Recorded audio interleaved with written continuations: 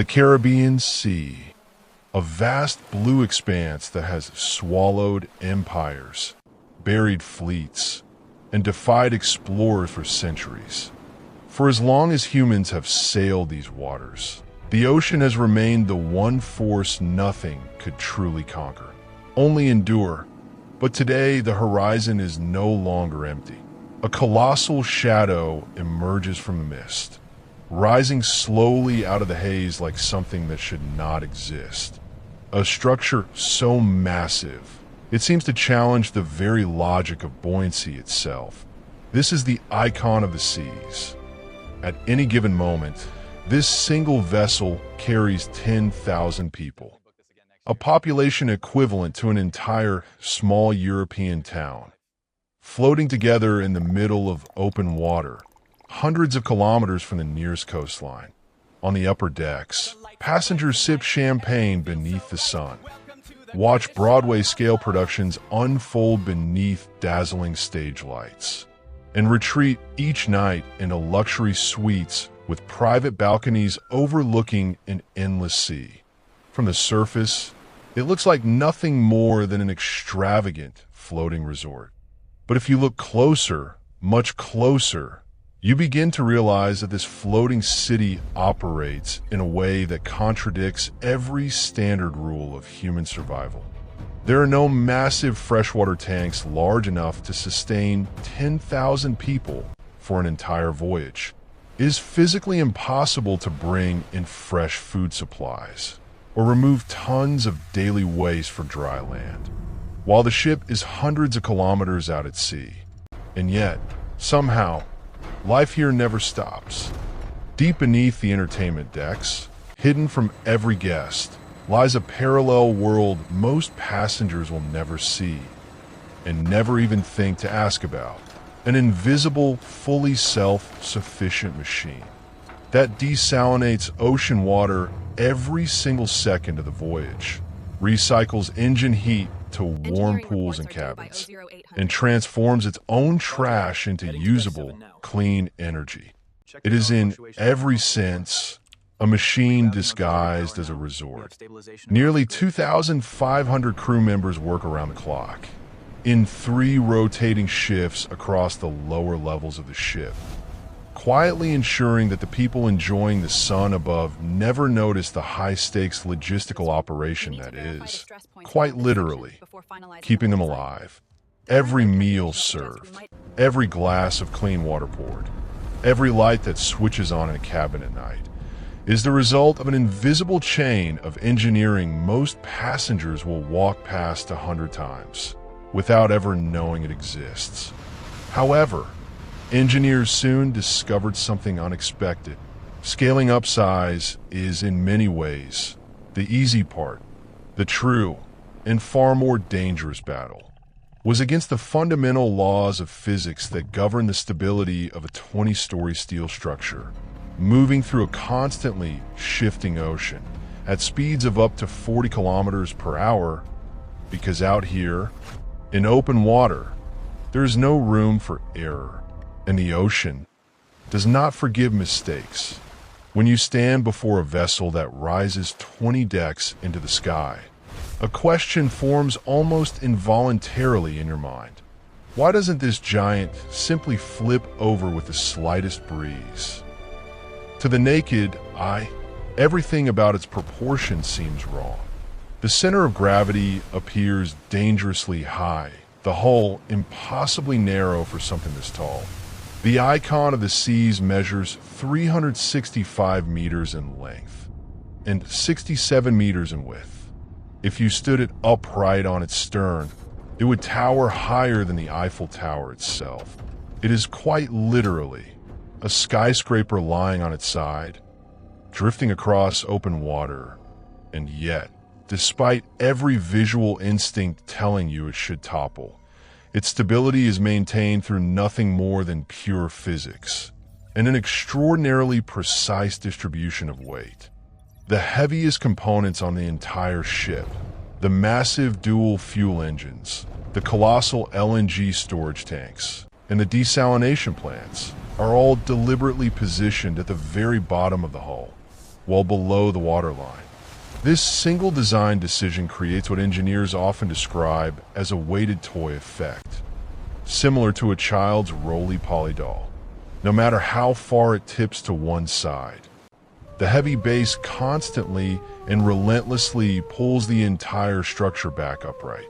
To further outmaneuver the raw power of the ocean, engineers also developed a distinctive parabolic shape for the ship's bow, a curved, almost blade-like form that improves aerodynamic and hydrodynamic efficiency, slicing through incoming waves with surgical precision, rather than crashing directly into them. But waves are far from the only enemy engineers had to contend with. A strong, sustained side wind can transform this 20-story wall of steel into something resembling a giant sail, catching enough force to threaten a dangerous tilt. In the open Caribbean, where sudden squalls and shifting wind patterns are common, this was never a hypothetical concern. It was an operational certainty they had to design around from day one. However, engineers soon discovered something unexpected.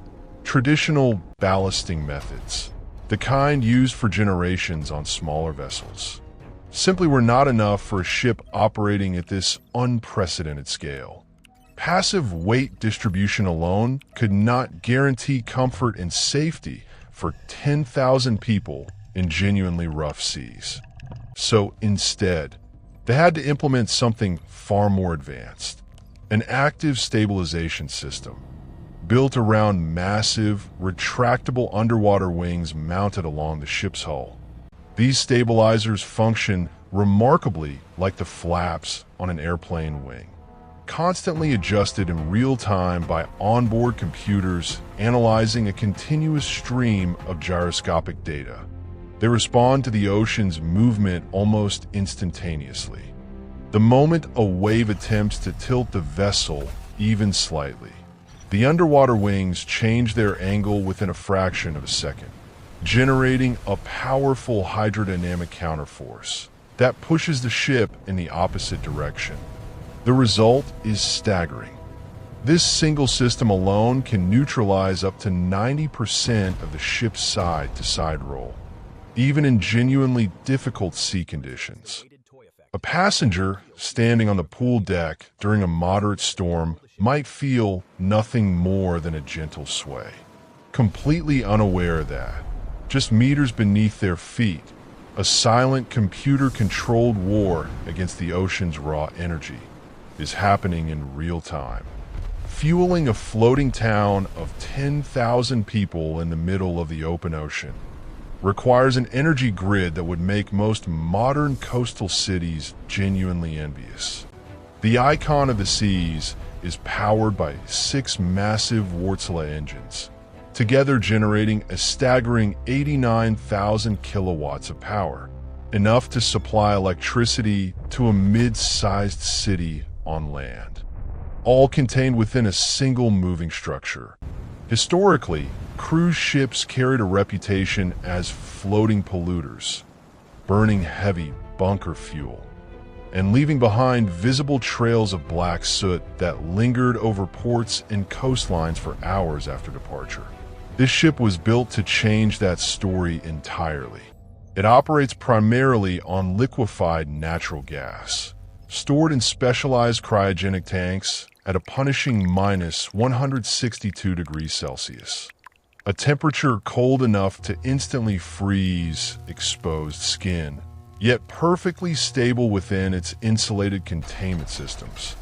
But the true engineering miracle isn't simply the fuel choice.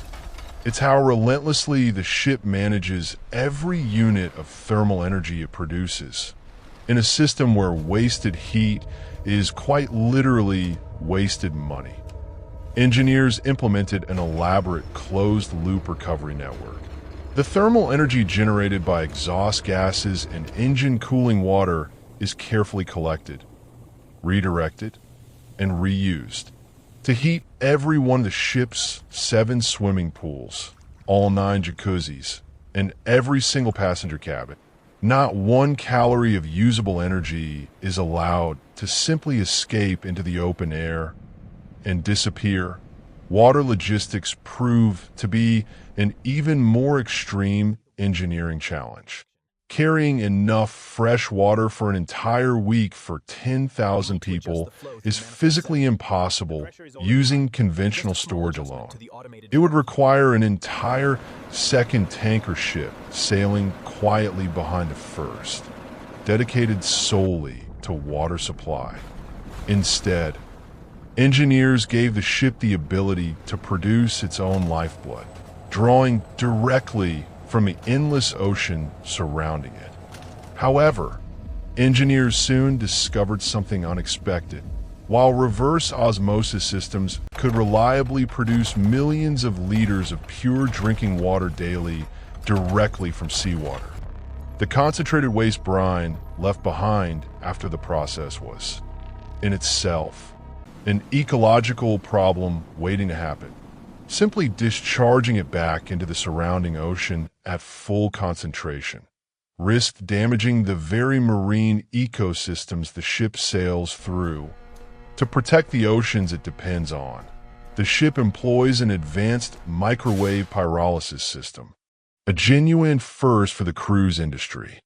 This remarkable facility burns organic waste at extraordinarily high temperatures, in a completely oxygen-free environment, transforming ordinary food scraps into usable synthesis gas that helps fuel onboard systems, along with a solid biochar byproduct that later serves as a potent natural fertilizer for farmers waiting at port. What begins as garbage in a ship's kitchen ends its journey enriching soil on dry land, thousands of kilometers away, while passengers upstairs admire kinetic sculptures catching the sunlight, sunbathe on endless deck chairs, and lose themselves in the rhythm of vacation. A completely different life seethes just a few decks below, entirely hidden from the eyes of strangers. Down here, 2,350 crew members live in their own self-contained parallel world, occupying the lowest 4 decks of the ship. An entire hidden city most guests will never once glimpse during their entire voyage. A giant transport corridor, jokingly nicknamed the I-95 by the crew themselves after the busiest interstate highway in America, runs the entire length of the ship, from bow to stern. Along this wide, brightly lit corridor, electric carts loaded with groceries weave between technicians carrying toolboxes, while costumed performers dash toward their next shift, half changed, still adjusting a headpiece as they move. Life here never truly stops for even a single second, because the ship itself operates 24 hours a day, every single day of the voyage. To manage a mega city of this complexity, the crew is organized into hundreds of highly specialized teams, ranging from the so-called silence team, dedicated entirely to engine maintenance and mechanical upkeep, to the hospitality team, whose sole purpose is ensuring flawless, 5-star service appears effortless to every guest they interact with. However, engineers soon discovered something unexpected. On earlier generations of cruise ships, crew exhaustion caused by rigid, unforgiving schedules and a near total lack of personal privacy had quietly become a genuine risk to operational safety. Tired crew members made more mistakes, and mistakes on a ship this size could carry real consequences. For the icon of the seas, engineers went further than any previous vessel, completely redesigning the crew's living conditions. From the ground up, they patented an entirely new L-shaped layout for double occupancy cabins, one that provides each crew member with an individual television, a private curtain for basic personal space, and dedicated stairwells that keep crew movement separate from guest traffic wherever possible. To keep 10,000 people fed daily, without creating a chaotic, dangerous intersection of staff and guests moving in opposite directions. Dozens of hidden service elevators run vertically between the massive kitchens far below and the elegant restaurants several decks above. Food travels this invisible vertical highway constantly, arriving at each table exactly when it's needed, prepared by hands the guest above will never see. This deliberate architectural separation, built into the very bones of the ship, ensures that the passenger enjoying a quiet dinner with an ocean view never once suspects the sheer volume of sweat, coordination, and relentless hard work happening just meters away, hidden behind a single unmarked door. The construction of a giant like the Icon of the Seas cost an astronomical $2 billion. A colossal investment, even by the standards of transnational corporations accustomed to thinking in billions. But reducing this achievement to a simple balance sheet misses the point entirely.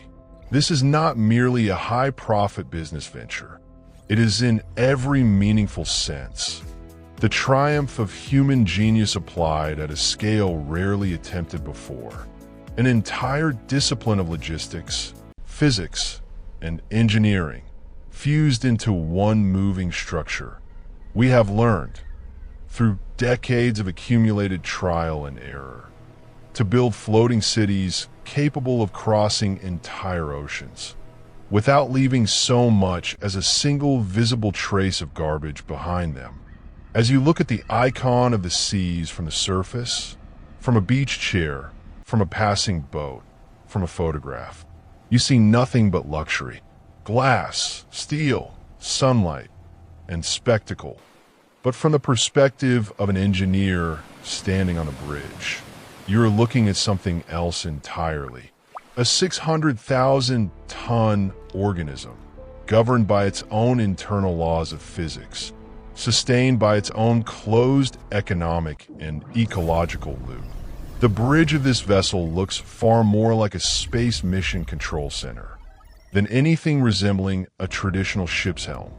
Dozens of glowing touch screens line the walls, displaying real-time data streams from every corner of the vessel, and there is not a single wooden ship's wheel anywhere in sight, a detail that would have seemed like pure science fiction to sailors from a century ago. Using 3 massive rotating propulsion pods known as azipods mounted beneath the hull and capable of turning independently in almost any direction, the captain can move this 365-meter giant sideways with the precision of mere centimeters, gently guiding it into port without ever requiring the assistance of tugboats. It is a level of control that would have been unimaginable on ships built even 20 years earlier. However, engineers soon discovered something unexpected. Despite the overwhelming presence of supercomputers, automated sensors, and layer upon layer of redundant safety systems, the single most vital element in the entire safety equation remains, stubbornly and undeniably, the human factor in a windowless, high-security operations center buried deep within the ship. Trained officers monitor thousands of individual fire alarms and watertight doors around the clock, every single hour of every single day, remaining continuously connected by satellite link to the corporate headquarters thousands of kilometers away. We are entering an era where our largest machines are no longer simply tools we operate from the outside.